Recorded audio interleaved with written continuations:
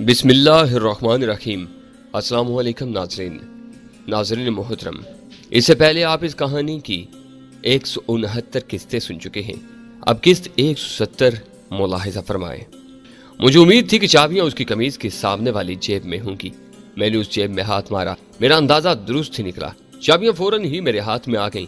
मैंने खुद ही taxi start की और उस तरह आगे बढ़ाई कि कार चेजिंग के फिल्म में मंजर वाजे हो गए। उसके टायर बुरी तरह चिरचिरा उठे थे। जिस वक्त तक ड्राइवर पूरी तरह होश में आकर सीधा होकर बैठा, उस वक्त तक हम होटल से काफी दूर निकल आए थे। मेरी नजर अकबनुमा आईने पर पड़ी थी। जब मैं मोड़ मुड़ रहा था, मुझे अकबनुमा आईने में एक गाड़ी के हेडलाइट्स की नहायत तेज चमक दिखाई दी थी। गाड़ी होटल के पार्किंग लॉट से निकलकर सड़क पर मुड़ रही थी। इस दौरान मैंने मोड़ लिया था। मैं उसकी सिर्फ एक झलक देख पाया था। इस दौरान ड्राइवर संभल चुका था। वो कदरे खौफजदा लहजे में बोला, साहब तुमको गाड़ी चाहिए तो ले जाओ, मगर हमको तो इधर छोड़ जाओ। उसे इतना खौफजदा होने की जरूरत नहीं थी। वो इस पोजीशन में था कि चाहता तो किसी हथियार वगैरह का सहारा लेते हुए मुझे धमकाने की कोशिश कर सकता था, लेकिन शायद वो अचानक उफ्ताद से खौफजदा हो गया था। मैंने गाड़ी की रफ्तार कुछ और बढ़ाते हुए जरा सख्त लहजे में कहा, आराम से बेटर हो, मुझे ना तुम्हारी जरूरत है और ना तुम्हारी गाड़ी की। बस थोड़ी देर की बात है, मैं तुम्हें तुम्हारी गाड़ी समेत छोड़ दूंगा। उसे शायद कुछ इत्मीनान हुआ, मजीद कुछ न बोला, लेकिन उसकी जगह उसकी गाड़ी ने बोलना शुरू कर दिया। वो कुछ ज्यादा अच्छी हालत की गाड़ी नहीं थी। मैंने रफ्तार बढ़ाई तो उसकी न जाने क्या क्या चीजें खड़खड़ाने लगी। सड़कें खाली होने का ये फायदा तो था कि मैं उस पुरानी सी गाड़ी को भी काफी रफ्तार से भगा सकता था, लेकिन साथ ही ये मुश्किल भी थी कि खाली सड़क पर किसी को डाज देना ज्यादा मुश्किल था। मेरी खुशकिस्मती थी कि मुझे इब्तदा ही में काफी दूर निकल आने का मौका मिल गया था। जब तक मुझे दोबारा वही हेडलाइट से अकबनुमा आईने में दिखाई थी, तब तक मैं एक और मोड़ पर पहुंच चुका था। मेरी चूंकि कोई खास मंजिल नहीं थी, इसलिए मैंने ताकुब करने वालों को कंफ्यूज करने के लिए यही टेक्निक अपनाई कि मेरी साइड पर जो भी मोड़ आता, मैं उसी तरफ गाड़ी मोड़ता चला गया। जिस अंदाज में मैं मोड़ काट रहा था, उससे ड्राइवर बदहवास हो रहा था और उसकी गाड़ी न जाने किस अंदाज से सदाएं बुलंद कर रही थी। उस कठाड़ा गाड़ी को उस तरह इस्तेमाल करके भी अपनी किस्मत को कुछ ज्यादा ही आजमाने वाली बात थी। ताहम गाड़ी ने, या फिर शायद किस्मत ने, मुझे धोखा नहीं दिया। मुसलसल जिग जैग करते करते बिलाकर मैंने महसूस किया कि अकबनुमा आईने में वो हेडलाइट्स नजर आना बंद हो चुकी थी। मैं उस दौरान एक तंग मगर टू वे सड़क पर पहुंच चुका था। फिर एक छोटे से राउंड अबाउट के करीब से गुजरकर अचानक ही मैंने खुद को कैंट स्टेशन के सामने पाया। मैंने ऐन सीढ़ियों के सामने टैक्सी ले जाकर रोकी। रात की उस पहर भी एक पुलिस वाला सीढ़ी बजाता टैक्सी की तरफ लपका। ड्राइवर को एक मुसीबत से तो निजात मिलती नजर आई थी, लेकिन साथ ही दूसरी मुसीबत अपनी तरफ लपकती नजर आई और वो कराहने के अंदाज में बोला, मरवा दिया। मेरे पास तो इसको देने के लिए भी कुछ नहीं है, अब तो शायद चालान ही हो जाए। मेरे पास उस वक्त कोई छोटा नोट नहीं था। मैंने 1000 का नोट जेब से निकालकर उसके हाथ पर रखते हुए कहा, बेफिक्र रहो, मैं मुफ्त की सवारी नहीं हूँ। ऐसा मुसाफिर तुम्हें रोज रोज नहीं मिलेगा जो गाड़ी खुद ही चला कर भिलाए और यहाँ तक 1000 रुपया किराया भी दे। इस पुलिस वाले से अब खुद ही निपटते रहना। ये कहते हुए मैं टैक्सी से उतर चुका था। ड्राइवर को दम बखुद छोड़कर मैं सीढ़ियों की तरफ भागा। उस वक्त तक मुझे मजीद कोई गाड़ी स्टेशन की तरफ आती दिखाई नहीं दी थी, लेकिन मैं उसी तरह तकरीबन दौड़ता हुआ प्लेटफार्म पर आ गया जैसे मुझे कोई गाड़ी पकड़नी थी। लेकिन प्लेटफार्म पर दाएं तरफ कुछ दूर तक चलने के बाद मैं यकदम ही दाएं तरफ बने हुए सेकंड क्लास के एक नए वेटिंग रूम की तरफ मुड़ गया। उस वेटिंग रूम से गुजरकर मैं दोबारा बाहर आ गया, लेकिन अब मैं मरकजी दरवाजे से काफी दूर था और यहाँ स्टेशन की सीढ़ियों से लेकर फुटपाथ तक खासी भीड़ भाड़ थी। सड़क पर मुख्तलिफ सवारियां भी मौजूद थीं, हत्ता के 2 बगियां भी नजर आ रही थी। मैं तेजी से उस सारी भीड़ भाड़ से गुजरता हुआ अपने चारों तरफ गैर मनूस तौर पर नजरें रखे आगे बढ़ता चला गया। अवामी किस्म के रेस्टोरेंटों पर नाश्ते की तैयारियां शुरू हो चुकी थीं। बर्तन और कढ़ाइयां खनक रही थीं। वेटरों की भांत भांत की आवाजें गूंजने लगी थी। फुटपाथ पर बड़ी मेजों पर भी काफी लोग नजर आने लगे थे। मैं उनके दरमियान से गुजरता स्टेशन के करीबी गलियों में जा घुसा, जहां निचले दर्जे के कई होटल मौजूद थे। ये जरा बेहतर किस्म के, बल्कि शायद खासे मुअज़्ज़ज़ाना मुसाफिर खाने थे। मैं आंखें करीबन बंद करके और किस्मत पर तकिया करके एक होटल में घुस गया। रिसेप्शन पर एक नौजवान बैठा कुरान पाक की तिलावत कर रहा था। उसने मुझे जरा इंतजार करने का इशारा किया। मैं जरा एक तरफ को होकर खड़ा हो गया ताकि बाहर से मुझे न देखा जा सके। रिसेप्शन पर चारों तरफ मुकद्दस मकामात की फ्रेम शुदा तस्वीरें लगी हुई थी। मैं सांस दुरुस्त करते हुए सोचने लगा कि शायद मैं कुछ ठीक जगह पर ही पहुंच गया था। शायद मेरे लिए यहाँ पनाह और हिफ्ज़ो आमान हो।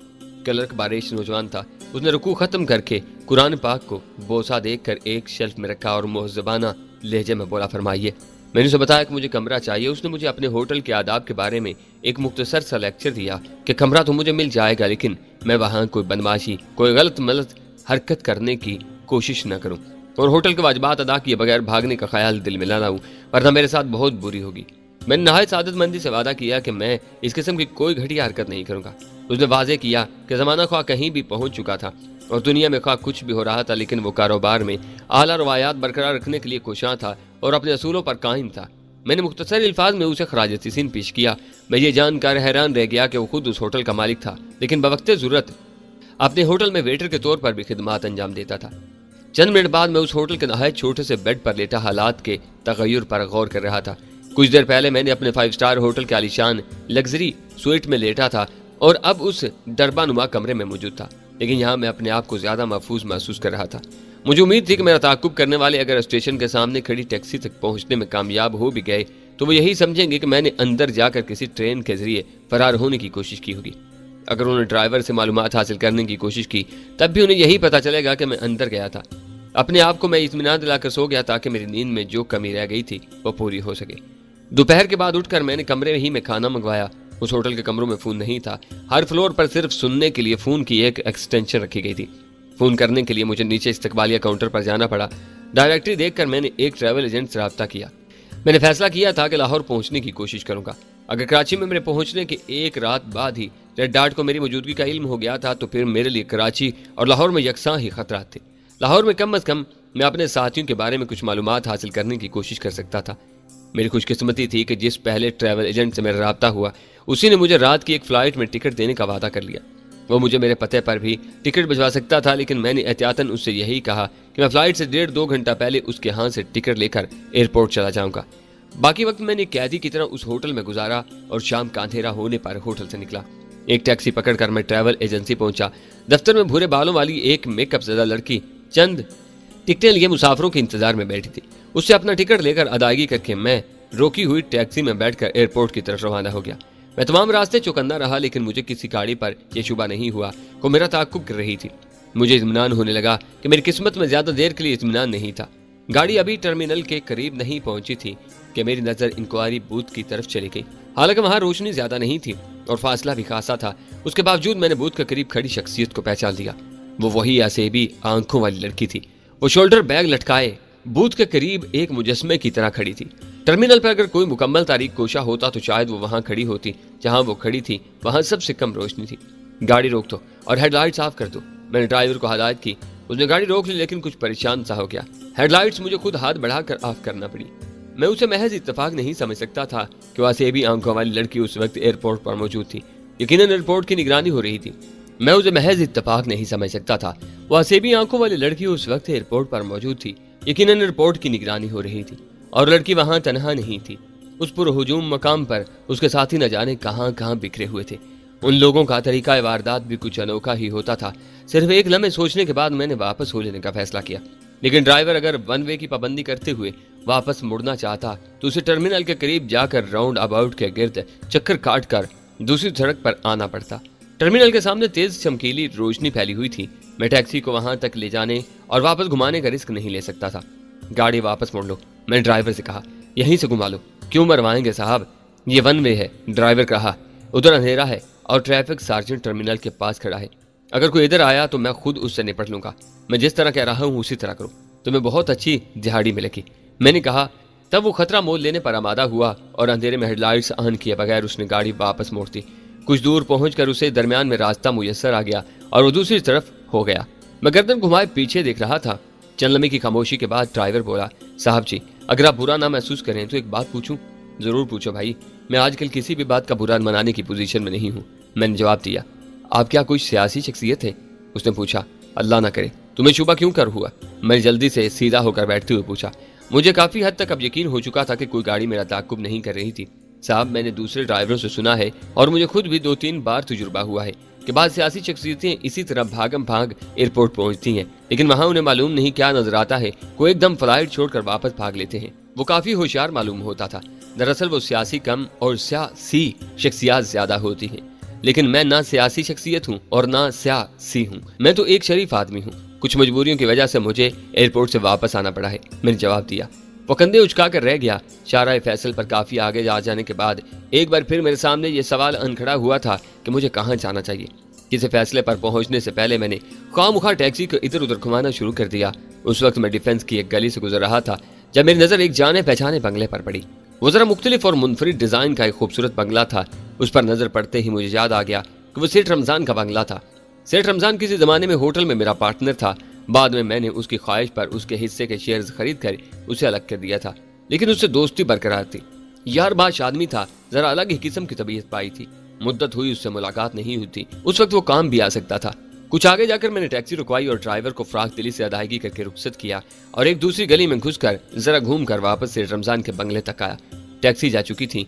गली से इक्का दुक्का कारें गुजर रही थी और न जाने क्यों मुझे हर कार कुछ पुरस्कार से लग रही थी।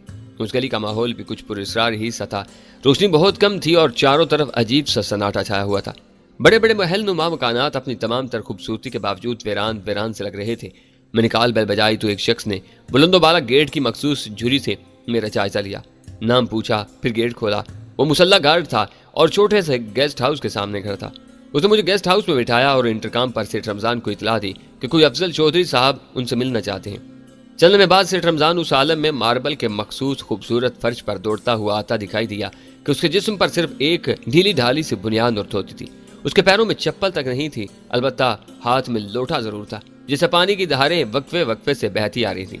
उस वक्त उसे कोई देखता तो शायद यही समझता कि वो घर का कोई बदहवास किस्म का नौकर होगा। कोई तसव्वुर भी नहीं कर सकता था कि वो इस मखमल नुमा बंगले और इस जैसी कई दूसरी अमलाक और कारोबार वगैरह का मालिक था। उसकी तालीम भी वाजिबी ही थी और अंदाजो अतवार भी अनपढ़ों वाले ही थे। उसके बावजूद उसके बहुत से कामों में बड़ा सलीका नजर आता था। बड़े बड़े पढ़े लिखे चौगादरी उस किस्म के लोगों हत्ता के गैर मुल्कियों तक से उसके मरासम थे। मुझे देखकर उसने लोटा लान पर फेंक दिया और उछलकर मुझसे आन लिपटा। अपनी इस्तखानी बाजू से वो मुझे झंझोड़ने की कोशिश करते हुए बोला, चौधरी और मेरे यार, तुम कहाँ मर गए थे? इतने अरसे से तुम्हारी शक्ल नहीं देखी, कभी फोन तक नहीं किया तुमने। मैंने कई बार फोन किया तो तुम्हारा कुछ पता नहीं चला। मैं तकरीबन मर ही गया था रमजानी यार। मैंने उसकी पीठ थपकते हुए कहा, बस यूं समझो कि दूसरी जिंदगी मिली है तो तुमसे मिलने आ गया हूँ। बैठकर आराम से बात करते हैं। वो रंडवा था। उसकी शायद एक शादीशुदा बेटी और बेटा उस बंगले में उसके साथ रहते थे। वो मुझे अपने शानदार बेडरूम में ले गया। नौकरों को उसने मेरी खातिर तवाज़ु के लिए दौड़ाना शुरू कर दिया था। कमरा बंद करके वो एक सोफे पर अकड़ों बैठ चुका तो उसकी फरमाइश पर मैंने अपनी दास्तान गम शुरू की। मैंने उसे इख्तिसार के साथ लेकिन तमाम वाकयात सही तौर पर सुना दिए। मैंने उसे रेड डार्ट के बारे में भी बता दिया। उसके होश उड़ गए, आंखें फटी की फटी रह गईं, रंगत जर्द पड़ गई। बुनियादी तौर पर वो एक डरपोक आदमी था। जिन दिनों स्मगलिंग के धंधों में मुलव्वस था उन दिनों भी एक तरफ तो अच्छे खासे खतरनाक मामलात में हाथ डालता रहता था, लेकिन दूसरी तरफ उसके डरपोक होने का यह आलम था कि वक्त बे वक्त काल बेल बज उठती थी तो बेड के नीचे घुस जाता था। उसकी शख्सियत में ये एक अजीब तजाद था। बहुत देर तक हम उन हालात के बारे में बातें करते रहे। बिलाखिर वो बोला, चौधरी यार, मेरा मशवरा तो यही है कि कुछ दिनों के लिए तुम इधर उधर हो जाओ। अपने ही किसी ट्रालर वगैरह के जरिए मिडल ईस्ट की तरफ निकल जाओ। ट्रालर या लॉन्च के जरिए मैं जाना नहीं चाहता था। कोस्ट गार्ड वाले रोक लेते हैं क्योंकि उन रियासतों की तरफ इंसानों की स्मगलिंग उन्हीं के जरिए होती है। मैं खुद भी यहाँ आने से जरा देर पहले यही सोच रहा था कि कुछ दिनों के लिए बाहर ही निकल जाऊं, लेकिन कोई तरीका समझ में नहीं आ रहा था। इस वक्त मेरे पास पासपोर्ट वगैरह भी नहीं है। जाली पासपोर्ट पर भी मैं सफर नहीं करना चाहता, बल्कि किसी सीधे रास्ते से सफर करना ही नहीं चाहता। मेरा ख्याल है बाहर जाने के लिए जितने भी ज़राए हैं उनकी निगरानी हो रही होगी। वो कुछ देर के लिए सोच में डूबा रहा, फिर बोला, मैं तुम्हारा एक बंदोबस्त कर सकता हूँ, बल्कि इस तरह तुम मेरे एक जानने वाले अंग्रेज की भी कुछ मदद कर सकोगे। वो बेचारा लंदन में बहुत परेशान बैठा है। उसने कल ही मुझे फोन किया था और मदद की दरख्वास्त की थी। मैंने उसकी मदद का वादा भी कर लिया था, लेकिन अभी तक मेरी समझ में नहीं आया कि मैं उसकी क्या मदद करूं। तुम्हारा ख्याल है कि मैं, यानी एक ऐसा शख्स जो खुद जान बचाने के लिए भागा फिर रहा है, उसकी मदद कर सकेगा? मैंने सेठ रमजान को घूरा, चौधरी यार, तुम्हारी बात कुछ और है। उसने प्यार से मेरा बाजू थपथपाया। तुम डूबते डूबते भी दो चार को डूबने से बचा सकते हो। मक्खन मत लगाओ। ये बताओ तुम्हारे ज़हन में क्या है? मैंने कहा। वो सर खुजाते हुए बोला, मैं जिस अंग्रेज दोस्त का जिक्र कर रहा हूँ उससे पुरानी और खानदानी दोस्ती चली आ रही है। उसका बाप मेरे बाप का दोस्त था। पार्टीशन से पहले उसका बाप बम्बई ही में हाई कमिश्नर था। जाहिर है उस जमाने में उस ओहदे का अंग्रेज बड़ी तोप चीज था। सच्ची बात है कि हमारे खानदान में दौलत दाखिल ही उस वक्त हुई थी जब उस अंग्रेज ने मेरे बाप के सर पर हाथ रखा था।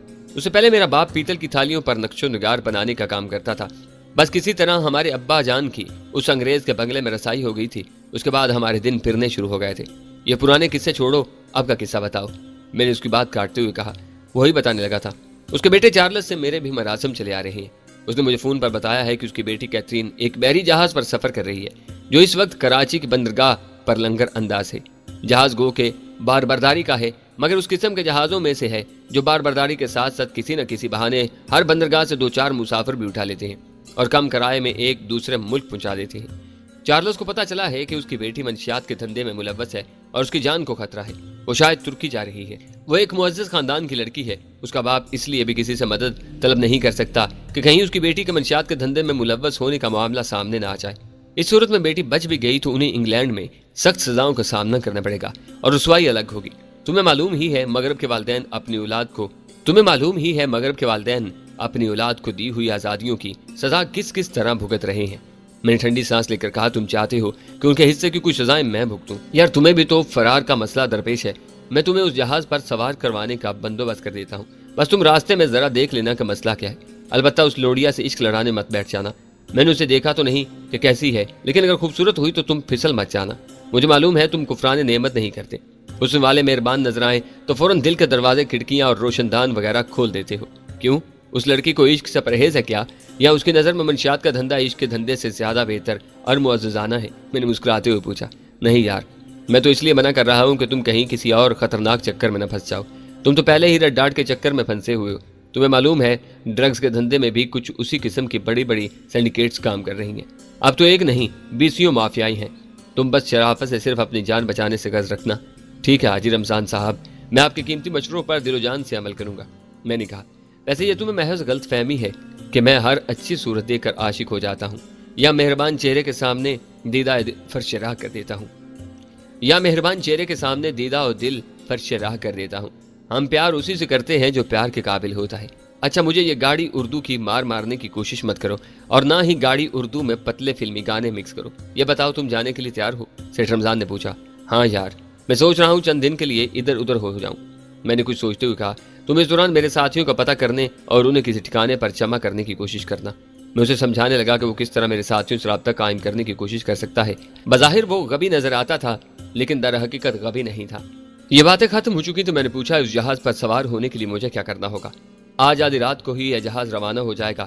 تمہیں فوری طور پر کلفٹن جا کر ایک چھپر ہوٹل میں عاشق بھٹی نام ایک شخص سے ملنا ہوگا۔ اس چھپر ہوٹل میں تلی ہوئی مچھلی وغیرہ فروخت ہوتی ہے۔ تم آرام سے جا کر ایک گاہک کی طرح بیٹھ جانا، میرا لکھا ہوا ایک پرچہ عاشق بھٹی کو دے دینا۔ وہاں کسی بھی ویٹر سے پوچھنا، وہ تمہیں عاشق بھٹی سے ملوا دے گا۔ سیٹھ رمضان نے جلدی سے نوکر سے ایک رائٹنگ پیڈ منگوایا، لیکن جب اس نے پرچہ میرے حوالے کیا تو میں اس کی صورت دیکھنے لگا۔ اس پر صرف چند آڑی ترچھی لکیریں سی کھینچی گئی تھیں۔ تم اس چکر میں مت پڑو کہ یہ کیا ہے، یہ ایک مکمل پیغام ہے۔ سیٹھ رمضان بولا، تم چاہو تو اسی جہاز سے گھومتے گھامتے واپس بھی آ سکتے ہو۔ آتے ہی مجھ سے فون پر رابطہ کرنا۔ مجھے خوشی ہے کہ اس طرح ایک تیر سے 2 شکار ہو رہے ہیں۔ جب سے چارلس کا فون آیا تھا میں پریشان تھا کہ کیا کروں۔ خود جانے کی مجھ میں ہمت نہیں تھی، کسی دوسرے پر مجھے بھروسہ نہیں تھا کہ وہ مسئلے کو صحیح طور پر ہینڈل کر سکے گا۔ پھر جیسے اسے کچھ خیال آیا، اچھا یہ بتاؤ تمہیں کتنی رقم کی ضرورت ہے؟ میں نے ذرا اپنی پھولی ہوئی جیب کی طرف اشارہ کیا۔ میرے پاس ابھی اچھی خاصی رقم موجود ہے۔ اس نے مجھے تاریک شیشوں والی ایک گاڑی میں مسلح گارڈ کے ساتھ کلفٹن کی طرف روانہ کر دیا۔ ڈرائیور نے مجھے ساحل سے کافی دور ہی اتار دیا۔ ابھی کلفٹن پر تفریح کے لیے آنے والوں کا رش تھا۔ پلے لینڈ کے اس رش سے گزر کر میں اس طرف آیا جدھر مچھلی کی دکانیں تھیں۔ ہوا میں مچھلی اور تیل کی ناگوار بو پھیلی ہوئی تھی۔ میں نے مطلوبہ دکان کا بورڈ دور سے دیکھ لیا تھا اور اس کی طرف بڑھا۔ دکان کے بڑے سے چھپر تلے بڑا ہجوم تھا۔ مجھے پہلے حیرت ہوئی کہ کیا مچھلی پر اس قدر رش لگا ہوا تھا، کیا یہاں بہت ہی اچھی مچھلی ملتی تھی جو لوگ اس طرح ٹوٹے پڑ رہے تھے۔ لیکن قریب جا کر اندازہ ہوا کہ وہ ہجوم مچھلی خریدنے والوں کا نہیں تھا، وہاں کچھ گڑبڑ معلوم ہوتی تھی۔ میں بھیڑ کو چیرتا ہوا آگے بڑھا تو مجھے جھٹکا سا لگا۔ ہجوم کے درمیان رتیلی زمین پر ایک شخص اسی طرح پڑا تھا کہ اس کی گردن تن سے بالکل ہی جدا تھی۔ یوں لگتا تھا کہ کسی جلاد نے چند لمحے پہلے ہی اس کا سر قلم کیا تھا۔ گاڑا گاڑا خون ریت میں جذب ہو چکا تھا۔ کون ہے یہ بد نصیب؟ میں نے غیر ارادی طور پر خود کلامی کے انداز میں پوچھا۔ ویٹر نما ایک شخص نے گردن موڑ کر میری طرف دیکھا اور گویا مجھ پر ترس کھاتے ہوئے میرے سوال کا جواب دیتے ہوئے بولا، اس کا نام عاشق بھٹی تھا۔ میں نے بغور اس شخص کی طرف دیکھا جو اس چھپر نما ریستوران کا ویٹر معلوم ہوتا تھا۔ اس کے ہاتھ میں گندی سی ایک زنگ کا لوٹ ٹرے بھی تھی۔ مجھے اندیشہ محسوس ہوا کہ وہ مجھ سے مذاق کر رہا تھا۔ کیا اسے ضروری تھا کہ عاشق بھٹی کو عین اس وقت قتل کیا جاتا جب میں اسے ملنے کے لیے پہنچنے والا تھا؟ پھر مجھے احساس ہوا کہ ویٹر اور میں تو ایک دوسرے کے لیے اجنبی تھے۔ وہ بھلا مجھ سے مذاق کیوں کر سکتا تھا؟ اگر وہ کہہ رہا تھا کہ مقتول عاشق بھٹی تھا تو پھر وہ یقیناً عاشق بھٹی ہی ہوگا۔ میرے سامنے اب یہ سوال آن کھڑا ہوا تھا کہ مجھے کیا کرنا چاہیے۔ میں تو ناک کی سیدھ میں عاشق بھٹی سے ملنے کے لیے دوڑا چلا آ رہا تھا اور عاشق بھٹی یہاں سر بریدہ پڑا تھا۔ ماحول پر ایک عجیب سوگوار سا سکوت چھایا ہوا تھا۔ बातों की वो पुरजोश सी भिनभिनाहट भी सुनाई नहीं दे रही थी जो ऐसे मौकों पर अमूमन सुनने में आती है। वारदात या हादसे के बारे में हर शख्स हस्बे तौफीक इजहार ख्याल करता है, लेकिन वहां सब खामोश थे। बेचते चेहरों से एक बेनुमान सा खौफ झांक रहा था और शायद उसी खौफ ने उनकी जुबानें बंद कर रखी थी।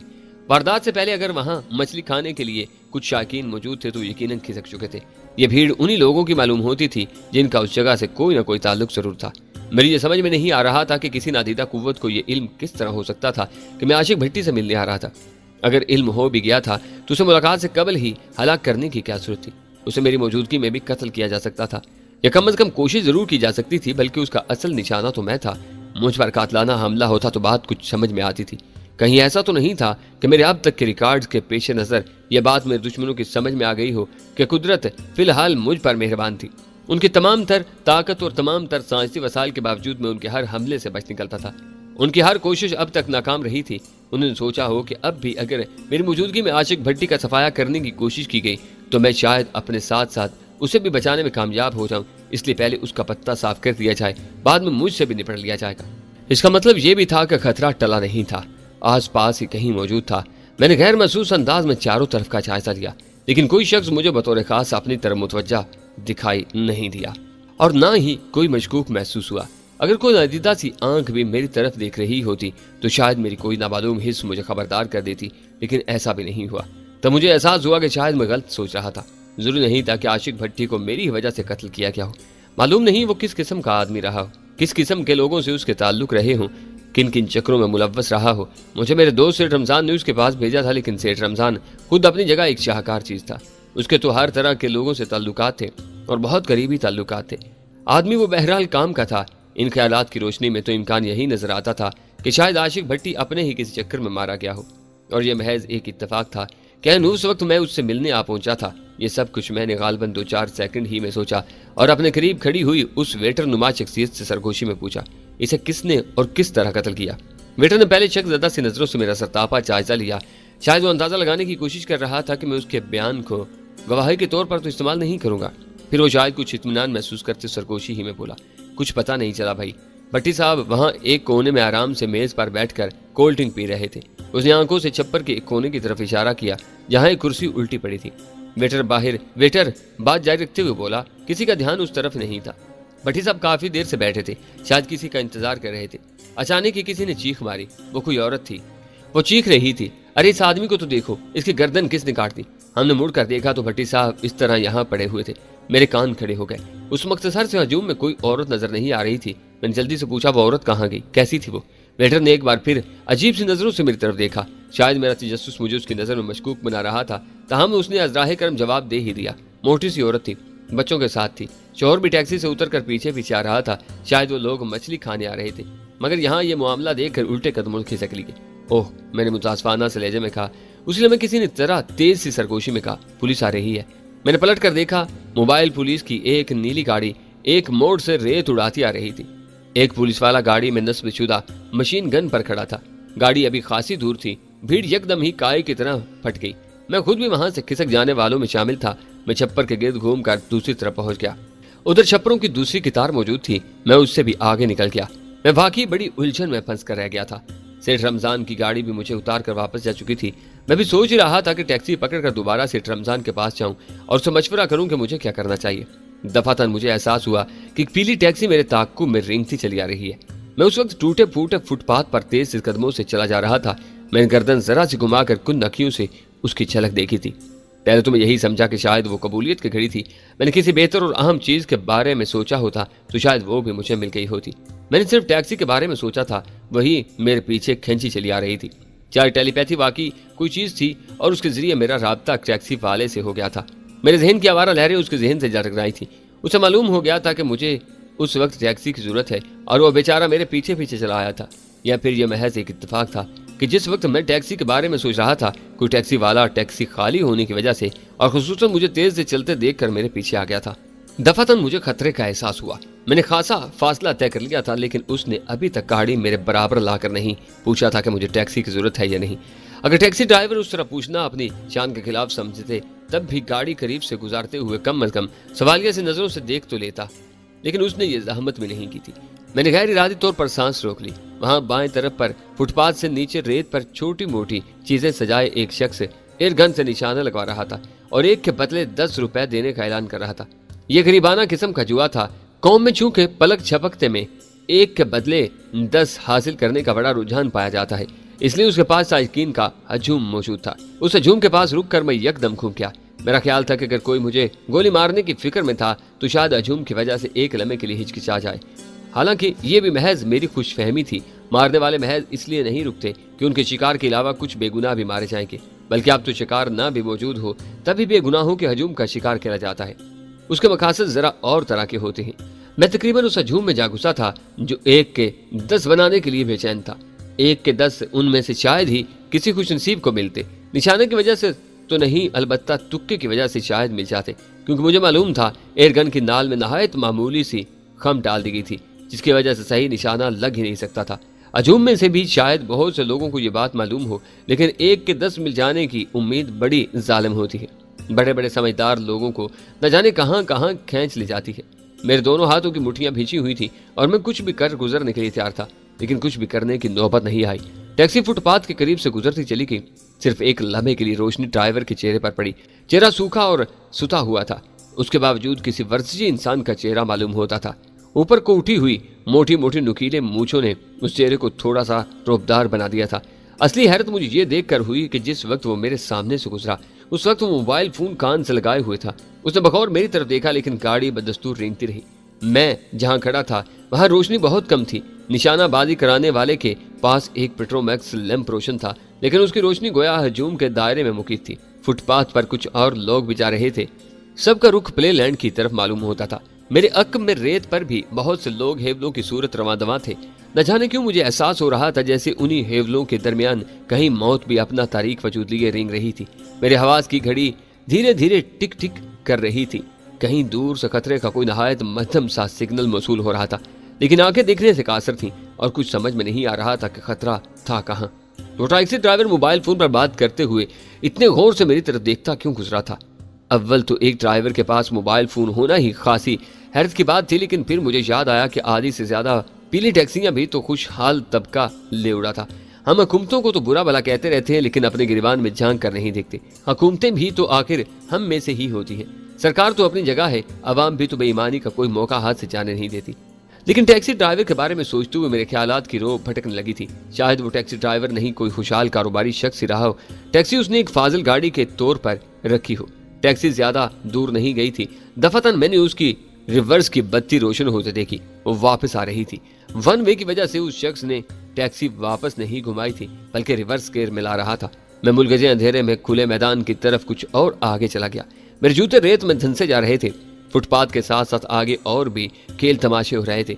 सब में कुछ लगाने और ज्यादा कमाने का चक्कर था। सबके सामने कुछ न कुछ लोग मौजूद थे। यहाँ शायद किसी को इल्म भी नहीं था कि उस जगह से कुछ ही दूर एक शख्स कत्ल हो चुका था। टैक्सी उन सब खेल तमाशों के सामने से होती हुई वहीं आन रुकी जहां ड्राइवर ने मुझे बगौर देखा था। मैं हजूम की आड़ में कुछ और आगे चला गया। अब मैं गहरे अंधेरे में था।